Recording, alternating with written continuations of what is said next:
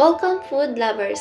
My name is Joy, and with this channel, I want to share my love for Filipino food with you. I started cooking Filipino recipes when I was 12 years old to help my parents while working around the farm. Into this video, we'll be making suman sa ibos or ibos is a Filipino rice cake made from glutinous rice cooked in coconut milk. For the wrapping, you can use coconut leaves or banana leaves. I recommend you quickly pass the banana leaves open above to an open fire, softening them and preventing them from cracking easily. It will also give a pleasant aroma to the leaves. This recipe should take you 50 minutes in total preparation time. In this recipe, we will need 4 cups of glutinous rice, 3 cups of water, and 1/2 cups of coconut milk, 2 tablespoons of minced ginger, 2 tablespoons of sugar, 1 tablespoon of sea salt, 20 banana leaves, cut into 3 square inch per pieces. First, let's wash the rice by pouring 1 cup of water into the bowl and mixing with your hands for about 20 seconds.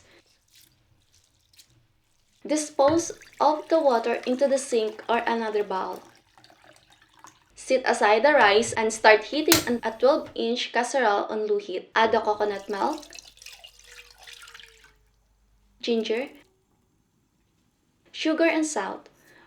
Bring it to a boil while stirring.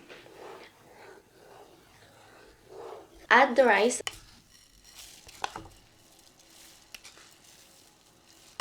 and keep mixing until the rice has absorbed all the coconut milk.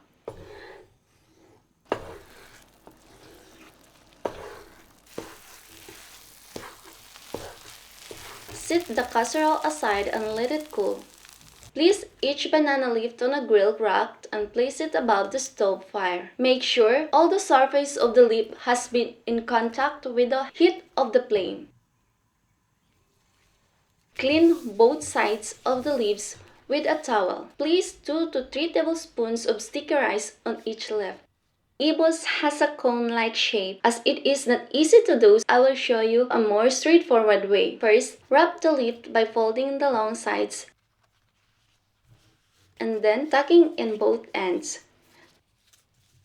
Tie both ends with the banana leaf through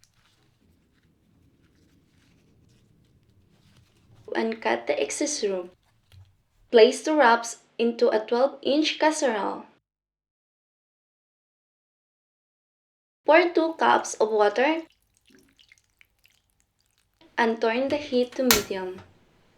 Cover the casserole and let it cool for about 90 minutes until the rice is soft. Place the wraps on a plate to let them cool down. I recommend enjoying this snack with hot chocolate, mangoes, or caramelized brown sugar. Don't forget to like, subscribe, and comment if you enjoyed this recipe. See you in the following video.